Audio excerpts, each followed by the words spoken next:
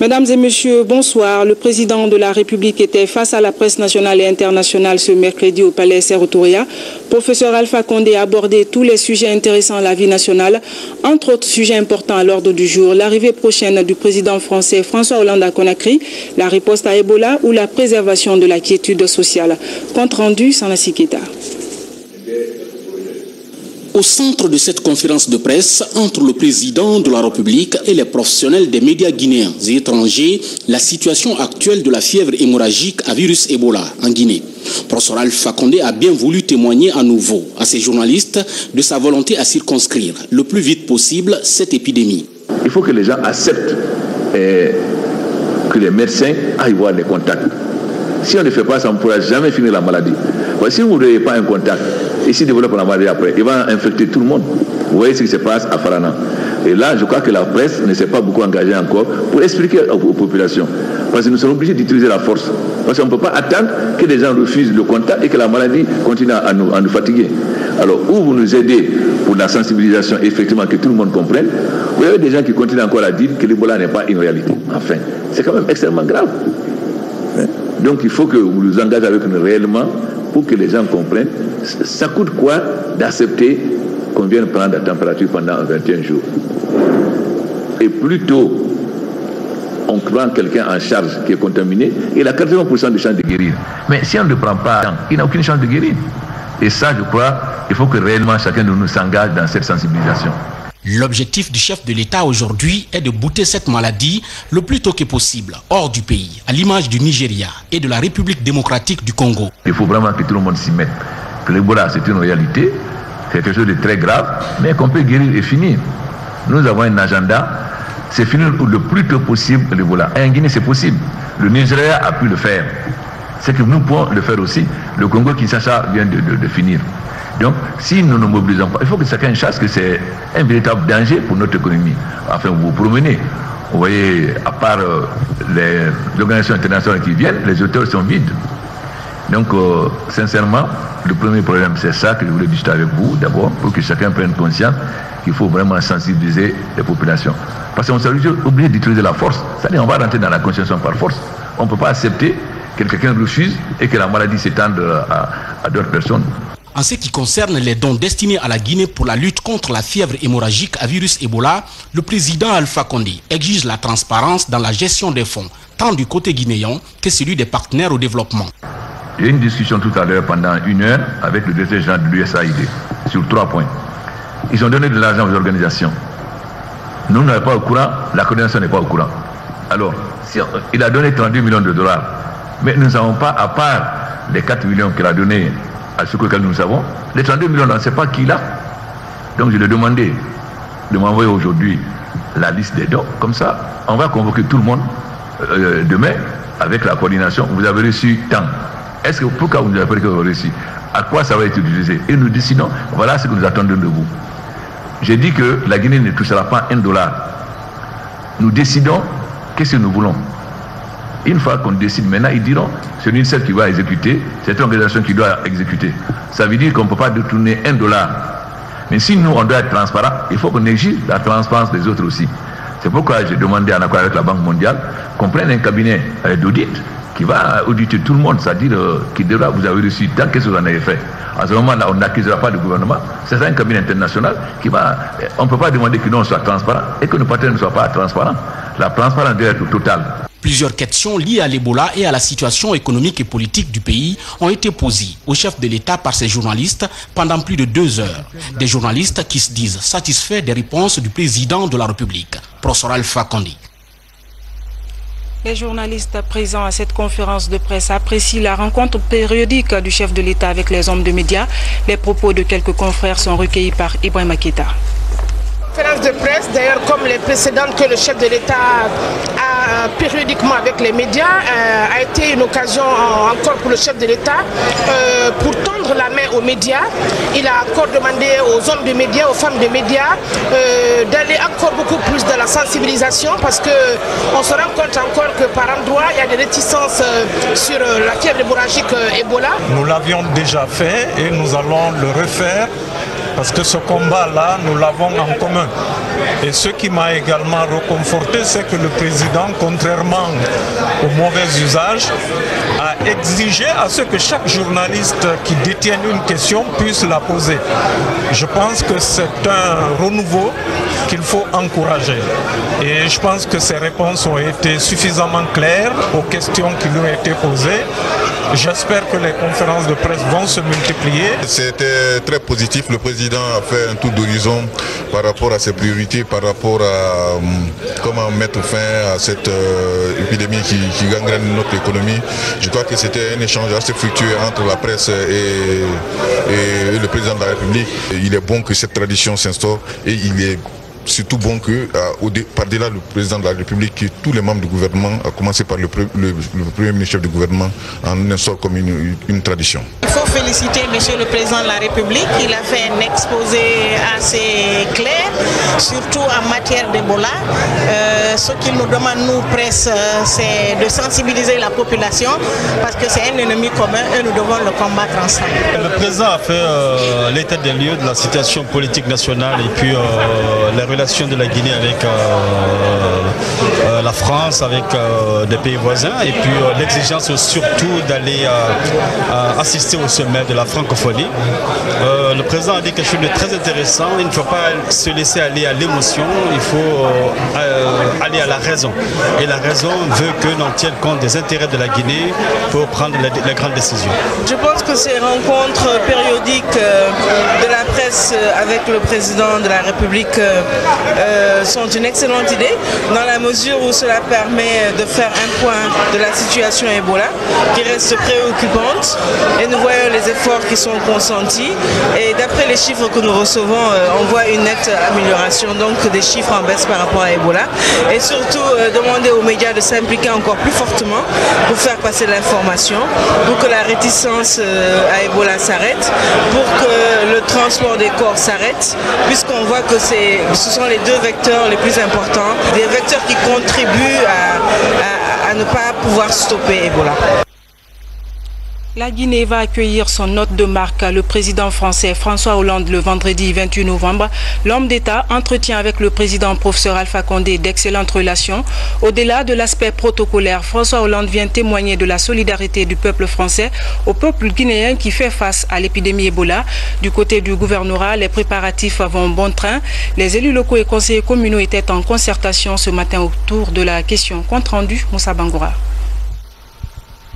Le gouvernorat de la ville est pleinement dans les préparatifs de la toute première visite du chef de l'État français, François Hollande, en Guinée.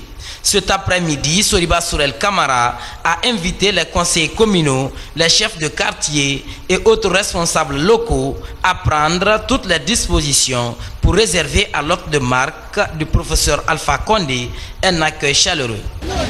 Aujourd'hui, le président français vient nous saluer pour démontrer qu'il partage les souffrances du peuple, qu'il fait l'amitié avec le peuple de Guinée, avec le professeur Alpha Condé, qu'il est dans la sécurité, solidarité agissante et qu'il est engagé avec nous pour combattre définitivement Ebola. Parce que ce président français, cette fois-ci, la France, encore comme hier, s'est engagé dans la lutte Ebola en nous fournissant des experts, des laboratoires tels que le Centre Pasteur, des moyens, des kits, des hôpitaux, des centres de transit, des véhicules et aussi en intercédant pour la Guinée au niveau de l'Union européenne et de la communauté internationale pour faire la valeur. En réponse, les responsables communaux se sont engagés à accompagner le gouvernorat. Le président François Hollande, il est la bienvenue chez nous en Guinée parce qu'il nous aime et nous aussi, on aime le président. Parce qu'il a fait ses preuves. Lui, il n'a pas fermé les frontières sur notre crise-là, sur la fièvre Ebola. Donc, on va le recevoir à bras ouverts. En cette période d'urgence sanitaire, cette visite de l'homme d'État français marque la profondeur des relations d'amitié et de coopération entre la France et la Guinée. Quelle vision et perspective pour la Guinée à l'horizon 2035? La question était au centre des débats à la primature ce matin. Les membres du comité de pilotage ont échangé sur le contenu du rapport d'études intitulé Guinée Vision 2035 qui porte entre autres sur l'aspect démographique, économique et environnemental de notre pays. Les précisions avec Adi Kamara. C'est la deuxième réunion du comité de pilotage de l'étude nationale prospective.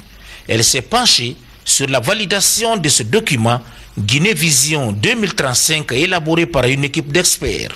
C'est un document qui tient compte de toutes les transformations économiques et sociales en vue d'accélérer le processus de développement du pays en l'espace d'une génération de 25 ans. Le global de cette étude nationale prospective s'élève à près de 800 000 $. Et à ce jour, on a un gap de près de 200 000 $. Et si, avec le budget national et le FINEX, ce fonds est mobilisé, nous pensons que tous les autres éléments qui doivent compléter l'étude nationale prospective seront traités et d'ici la fin du premier trimestre 2015, on aura le rapport final sur la prospective. Guinée Vision 2035 constitue une réponse aux grands défis de développement du pays. Les Guinéens aspirent à une Guinée unie, une Guinée prospère, une Guinée solidaire. C'est cela le plus important, je crois, sur le plan social. Et une Guinée qui se développe, une Guinée émergente. Le président du comité de pilotage, après avoir écouté certains membres statutaires et techniciens du terrain, a réaffirmé l'engagement du gouvernement à accompagner le processus pour viabiliser ce projet. Il est impératif pour tout État qui aspire à l'émergence de se doter d'une vision prospective définissant les grandes orientations stratégiques du développement économique et social. Il s'agit d'un exercice national qui vise d'abord à identifier le futur possible, à faciliter le consensus autour du futur désiré, à cristalliser toutes les forces vives de la nation autour du futur de la Guinée et déterminer un cadre de référence qui permette d'élaborer des stratégies à court et moyen long terme pour ce faire. Enfin, réaliser un développement durable qui tienne compte de tous les paramètres. Après la validation du document ce matin par l'ensemble des membres statutaires, il est question maintenant de procéder à la finalisation de l'analyse structurelle devant aboutir à la production du rapport général de la prospective. Appui de la Banque mondiale dans le domaine de l'aide budgétaire, 50 millions de dollars américains, c'est le montant mis à la disposition de la Guinée. Un geste pour renflouer les caisses de l'État en cette période de crise sanitaire. Le point avec Boubacar Ba. La Banque mondiale vole au secours de la Guinée 50 millions de dollars. C'est le montant mis à la disposition de la Guinée dans le cadre de l'aide budgétaire après la signature de 72 autres millions de dollars contre l'épidémie à virus Ebola. Ce financement supplémentaire, qui s'inscrit dans la continuité d'assister de manière significative la Guinée, permettra à coup sûr de contribuer à résorber le déficit budgétaire très poussé en 2014 et d'apporter un appui financier nécessaire à la promotion de l'investissement dans le pays. Ces 50 millions de dollars, dont 40 à titre de crédit et 10 en dons, viendront conforter les efforts du gouvernement dans son programme de lutte contre la pauvreté. Qu'à travers ces efforts communs, la crise sera contenue très rapidement et ses effets atténués sur la vie des populations guinéennes. Ça, c'est un signe de partenariat positif qu'il faut saluer. Si on a la possibilité d'expliquer tout ça en langue nationale, au niveau de toutes les radios communautaires, je pense que c'est toujours une bonne chose. Qu'est-ce qui nous reste, nous autres? C'est de poursuivre les réformes, rassurer nos partenaires que cet argent et l'ensemble des appuis que nous avons obtenus et que nous allons obtenir vont être gérés avec la transparence requise pour que l'objectif pour lequel tous ces soutiens se font puisse être atteint. de l'analyse de la situation, on note qu'en 2 mois seulement, la Banque mondiale a mis à la disposition de la Guinée 188 millions de dollars, dont 103 millions pour lutter contre Ebola, 50 millions à titre budgétaire, 20 millions pour l'emploi jeune et 15 millions dans l'agriculture. Une bouffée d'oxygène pour les populations guinéennes éprouvées par l'impact du virus. Dans le cadre du renforcement de la coopération avec cette institution, le président mondial, Dr Jim Yong King, est attendu mercredi prochain. Mise en place des comités de veille contre Ebola. Avec le soutien de l'UNICEF, 20 superviseurs sont ainsi formés pour veiller sur le travail de ces comités sur le terrain. Auprès des communautés, ils ont pour mission de sensibiliser et suivre les contacts. Les précisions avec Mohamed Alpha Baldé. Ebola se renforce en Guinée. Dans les zones touchées par l'épidémie, des comités de veille sont en phase d'implantation. Appuyé par l'UNICEF, le Centre d'études de recherche d'aide au développement CERAD forme une vingtaine de superviseurs devant coordonner près d'1 millier d'agents de veille dans tout le pays. De ce cadre qui sont venus de 4 régions naturelles qu'on a engagées dans cette lutte et qui vont aller intervenir auprès des communes rurales, auprès des communes urbaines, pour essayer de mettre en place la stratégie élaborée par l'UNICEF pour quand même aider la Guinée à se défaire de cette maladie qui a fait trop de mal socialement, trop de mal économiquement. Les comités de veille devront assurer la sensibilisation auprès des communautés à la base, mais aussi faciliter le suivi des cas contacts en vue de freiner la propagation du virus. Ce comité de veille, son travail, c'est pour sortir les malades, sensibiliser nos parents, éduquer nos parents pour qu'au lieu de garder les malades, de donner les malades pour aller dans le centre de traitement. Les médecins et les agents de santé sont formés à cet effet. Et il y a des centres qui sont présentement disponibles pour recevoir les malades. Le lancement des activités des comités de veille est prévu pour les prochains jours. Il pourrait accélérer la fin de l'épidémie en Guinée. Le NDI, National Democratic Institute, œuvre pour le renforcement des capacités des femmes des partis politiques, de la société civile et des institutions républicaines. Un atelier sur les techniques de plaidoyer vient d'être lancé, une formation qui intervient dans le cadre du soutien au processus électoral en Guinée. Guinée Ansani. Gagner avec les femmes, un outil de plaidoyer en direction des acteurs politiques, des institutions républicaines et des partenaires au développement. Le projet vise à appuyer les efforts des femmes sur le champ politique national. L'initiative est de NDI, National Democratic Institute. Elle vise à aider les leaders politiques à réviser et à analyser leur stratégie de recrutement, de maintien et de soutien aux femmes des partis politiques pour un relèvement effectif de leur statut social et politique. 2% de la population guinéenne.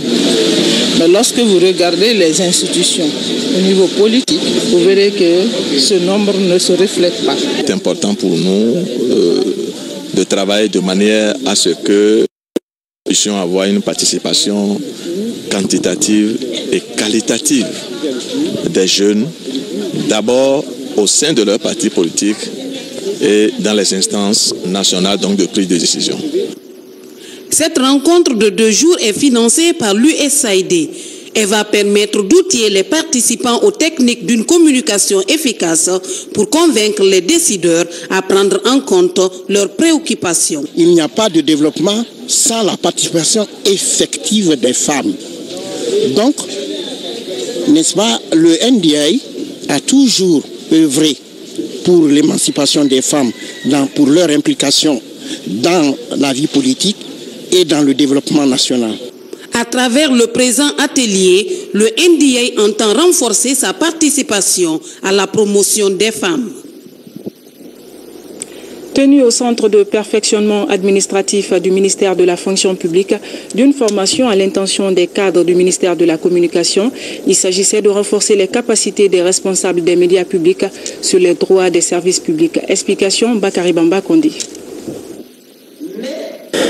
Les cadres du ministère de la Communication et les responsables des médias publics en formation sur les droits des services publics. Cette formation a pour leitmotiv principal le renforcement des connaissances et capacités de ces patrons des médias sur le fonctionnement du service administratif public.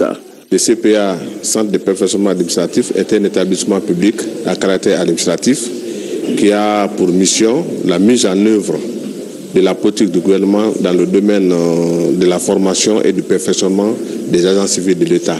Parce que le comportement d'un fonctionnaire doit être adapté vraiment à la mission de son service. Au terme de cette formation d'une journée, les participants seront capables de comprendre les principes, l'organisation et la conception des services publics de l'État. Quand on est quelque part, on est dans un service public, on doit connaître les tenants, les aboutissants d'un fonctionnaire, ce qu'il doit faire, ce qu'il ne doit pas faire. Quelles sont les règles qui régissent la vie du fonctionnaire? Voilà ce qu'on vient nous rappeler, nous apprendre. Et je pense qu'à la sortie d'ici, nous allons améliorer notre travail, nous allons améliorer les rapports entre services, le respect des hiérarchies, le respect de la discipline de l'administration et puis le respect des lois et des règlements. La loi L002 qui stipule la liberté et la dépénalisation des délits de presse sera aussi au centre de cette formation. La prochaine formation devrait concerner la gendarmerie et la douane nationale selon les organisateurs. Inauguration de 2 chambres frigorifiques ce matin à Koya, ceci pour faciliter la conservation des produits halieutiques dans la localité. Objectif, soulager le panier à la disposition de la population du poisson de qualité. Komara Moussa. C'est le tout premier entrepôt frigorifique qui vient d'être installé à Koya. L'initiative est de la société Sabou Inter qui nourrit l'ambition d'alléger la souffrance des femmes marieuses et la population de la localité en produits halieutiques. C'est une promesse tenue depuis longtemps. En installant des frigos au Boulbiné, on a dit on va installer partout derrière en Guinée. Que se trouvent les humains, on va amener les poissons à côté de partout où se trouvent. C'est cette promesse qu'on est en train de réaliser maintenant. Nous sommes contentes de ce frigo. On s'est battu longtemps pour avoir un frigo. On a prié Dieu. Aujourd'hui, nos prières et nos sacrifices sont exaucés. Ces gestes de la société Sabou Inter bénéficient du soutien des autorités locales. Pour le ministre de la Pêche et de l'Aquaculture, cette nouvelle approche rime avec les objectifs de son département.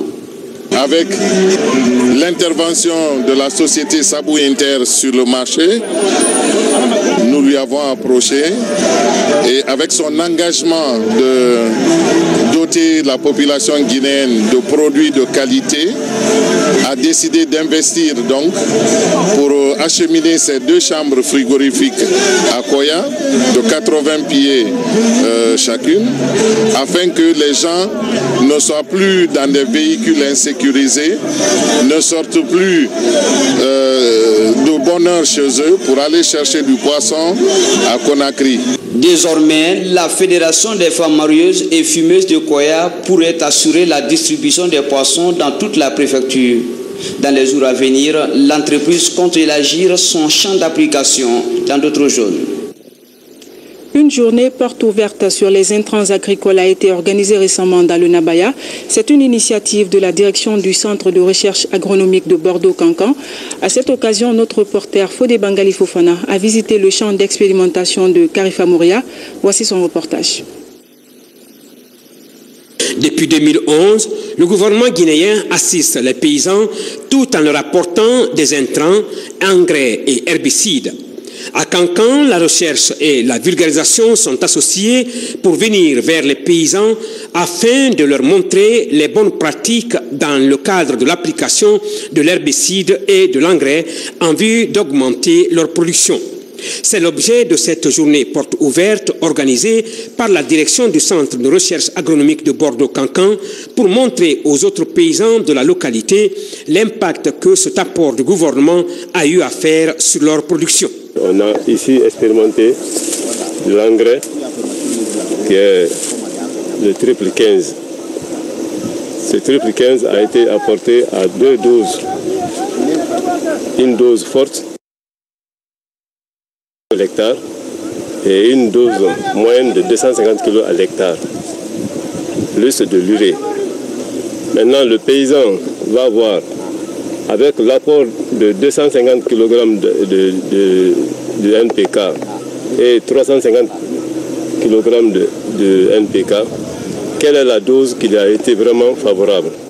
L'on se réjouit aujourd'hui ici en Haute-Guinée du fait que les paysans ont la maîtrise de l'itinéraire technique qui leur a été montré par les techniciens agronomes sur la culture du riz. Rien qu'à voir ces champs paysans propres, on est convaincu qu'ils savent désormais comment utiliser l'herbicide et comment porter l'engrais. Nous remercions très sincèrement le gouvernement pour son assistance. L'expérience que moi j'ai désormais, je pourrais la partager avec d'autres. Les paysans sont convaincus que désormais il ne s'agit pas d'avoir les engrais. Il faut connaître les doses. Il faut savoir les appliquer. Appliquer l'engrais à temps. Appliquer aussi l'herbicide à temps. Appliquer la dose qu'il faut. Si toutes ces techniques sont respectées, dans les conditions normales, ils doivent pouvoir augmenter le rendement et augmenter la productivité. Ici, en Haute-Guinée, 25 unités d'expérimentation paysanne sont réalisées par les techniciens agronomes du Centre de recherche agronomique de Bordeaux-Cancan dans les préfectures de Sigiri, Kérouané, Mandiana, Cancan, Tapola, Farana et Dingiraï. Toutes ces unités d'expérimentation paysanne installées sont à la phase de récolte qui commence. Lancement à Farana du projet de développement des ressources en eau et de gestion durable des écosystèmes initié par l'autorité du bassin du Niger. Ce projet sous-régional est financé à hauteur de 4 millions de dollars par la Banque mondiale. Entre autres activités à réaliser, l'aménagement de 450 hectares dans les préfectures de Farana et Kissidougou. Reportage Fodé Camara. Avec un bassin versant d'environ 1 500 000 m² et une longueur de 4 200 km, le Niger prend sa source en Guinée, précisément à Farana, à Kobikoro, et arrose le Mali, le Niger et le Nigeria, avec de nombreux arrière-effets sur les pays voisins des États membres de l'autorité du bassin du Niger. Un bien commun aujourd'hui affecté par l'ensablement et la dégradation des petites infrastructures hydro-agricoles. Pour la valorisation du bassin du fleuve Niger, le projet sous-régional de développement des ressources en eau et de gestion durable des écosystèmes est lancé à Farana. Tous les acteurs, c'est-à-dire le comité des usagers, les techniciens, les opérateurs pays et nous autres, on s'est compris et on espère qu'il y aura une grande synergie entre toutes ces équipes pour que le projet avance et que cette année au moins, d'ici la mi-2015, qu'on ait des résultats à présenter à l'ABN. Pour la Guinée, 2 volets seront financés au compte de ce projet. L'aménagement de 450 hectares de bas-fonds dans les préfectures de Farana et Kissidougou, mais aussi la lutte contre l'érosion par la réalisation de 500 hectares d'agroforesterie dans les zones dégradées. Le projet a une durée de 5 ans et est évalué globalement à 4 500 000 dollars américains, dont les 4 229 840,85 dollars sont contractualisés à ce jour. En amont, un travail de sensibilisation et de formation des populations en technique d'irrigation est prévu, sans oublier l'étude d'impact environnemental et social. Sport football, après sa qualification avec brio, l'heure est aux préparatifs de la CAN 2015 pour le Sili national de Guinée. Là-dessus, pour éclairer la lanterne des professionnels des médias, le sélectionneur guinéen Michel Dussueur a animé ce mercredi un point de presse au siège de la Fédération guinéenne de football. Compte rendu, Kadiatou Traoré. Après la qualification de Sili de Guinée, le sélectionneur national Michel Dussueur a animé un point de presse le mercredi 26 novembre, histoire de tirer les leçons des éliminatoires et projeter le plan de préparation pour la 30e édition de la Coupe d'Afrique des Nations Guinée équatoriale 2015. D'entrée de jeu, le secrétaire général de la Fédération guinéenne de football, Ibrahim Barry Blasco, a retracé le chemin qu'a parcouru le 11 national de Guinée dans des conditions extrêmement difficiles à cause de l'épidémie à virus Ebola. Après tout ce que nous avons rencontré comme difficultés dans le cadre des préliminaires de la 30e Coupe d'Afrique des Nations, le Sili national de Guinée a pu se qualifier grâce aux efforts des uns et des autres, grâce certainement à les efforts anonymes aussi, qui ont permis à tout le peuple de Guinée de savourer une qualification essuyée. Un échec en 2013. Dans son préambule, le coach français du Sili a tenu à remercier le courage patriotique qu'a affiché les footballeurs malgré la stigmatisation. Voilà, c'est une grande satisfaction de se dire que dans ces conditions qui ont été difficiles, je dirais que c'est peut-être la qualification la plus difficile que j'ai eu à affronter par rapport à tous ces paramètres. Je rappelle que c'est une fierté aussi pour moi de dire qu'aujourd'hui c'est la 3e fois qu'on va à la CAN. Toutes les questions posées ont été épulsées. Le non-paiement des 10 mois d'arriérés des salaires de l'entraîneur, le cas Kevin Constant, ainsi que le choix du site de préparation. Bien sûr qu'on va faire en sorte de bien se préparer, de faire une bonne CAN et d'aller le plus loin possible dans cette CAN.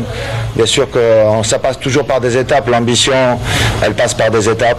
Donc le premier objectif ce sera de sortir des poules. À la fin, le secrétaire général de Afia Football Club a procédé à la remise de 50 000 $ promis par son président de club, Karfara Kamara KPC, aux joueurs après la qualification à Casablanca. Et puis ce communiqué avant de refermer cette édition, communiqué conjoint dans le cadre de la visite d'amitié de son Excellence M. François Hollande, président de la République française, le ministre des Transports et le ministre de la Sécurité et de la Protection civile portent à la connaissance de l'ensemble des usagers de la route que la circulation des gros porteurs sera interrompue du mercredi 26 novembre 2014 à 20 h au vendredi 28 novembre 2014 à 0 h dans les communes de Matam, Dixine et Kaloum et sur l'axe aéroport Palais du Peuple. Compte tenu de l'importance de cette mesure, le ministre des Transports et le ministre de la Sécurité et de la Protection civile savent compter sur l'esprit de civisme de chacun et de tous. Tout contrevenant à la présente prescription sera sévèrement sanctionné. Cet autre communiqué, la Direction nationale du Rassemblement du peuple de Guinée informe toutes les militantes, tous les militants et sympathisants de l'arrivée en Guinée ce vendredi 28 novembre 2014 à 12 h du président de la République française, M. François Hollande. À cette occasion, toutes et tous sont invités à se mobiliser massivement le long de l'autoroute pour réserver un accueil chaleureux à notre illustre hôte, le secrétaire administratif, M. Lansana Komara. Mesdames et messieurs, c'est la fin de ce journal. Merci à vous de l'avoir suivi. Très bonne suite de programmes télévisés. Demain, vous serez avec Alia Kamara. Bonsoir.